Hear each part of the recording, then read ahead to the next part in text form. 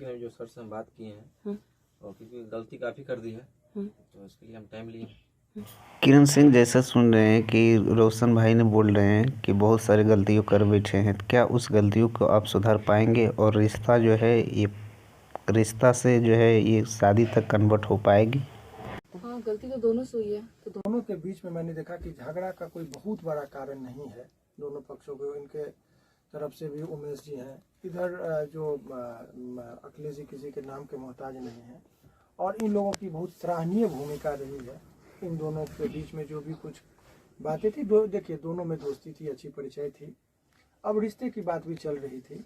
इस बीच में कुछ बातें ऐसी हो गई जो सद्भावना पूर्वक ही थी, लेकिन बात कहने में इस तरह का हो जाता है कि दोनों के बीच में बहुत ज़्यादा मतांतर हो गया था। तो इन लोगों का यही कहना है कि कुछ दिन का हम लोगों को वक्त चाहिए, रिश्ते में सुधार होंगे तो और रिश्ते में भी परिवर्तन हो सकते हैं।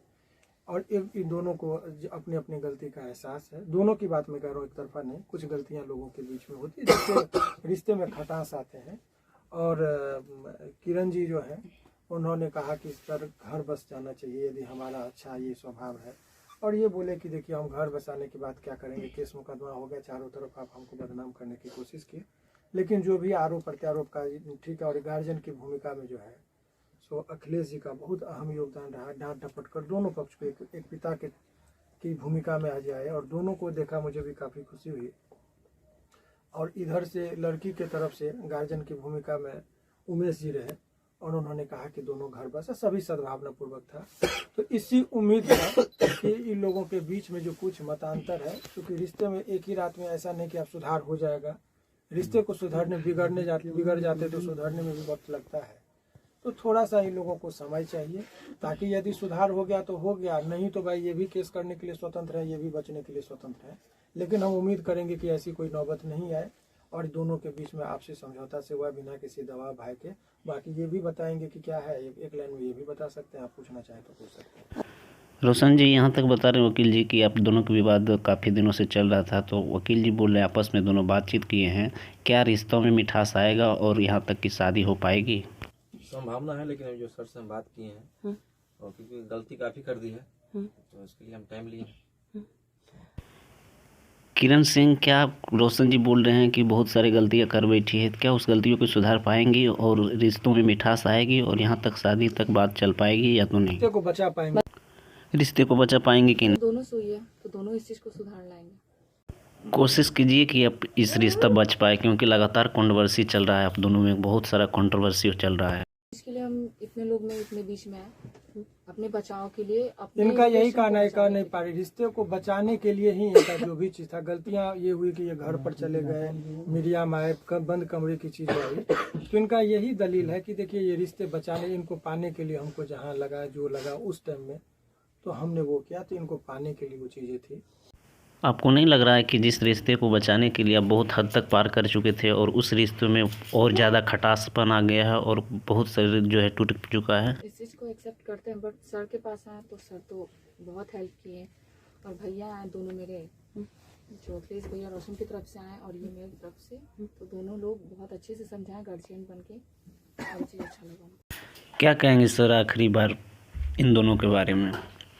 कि उन तमाम लोगों के लिए कि लड़ाई झगड़ा करने से आपका समाधान नहीं होता है। बातचीत से, यदि प्यार से संयमी तरीके से रहेंगे तो रिश्ते में दिन प्रतिदिन सुधार आ सकता है।